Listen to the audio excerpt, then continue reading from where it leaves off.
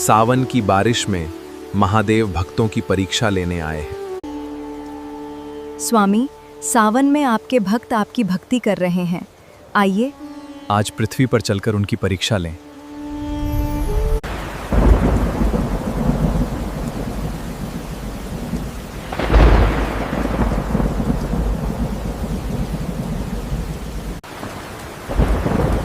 कृपया दरवाजा खोलिए, हमें आसरा दीजिए।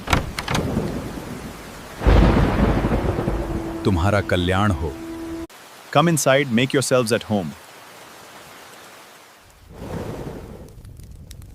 May God bless you both.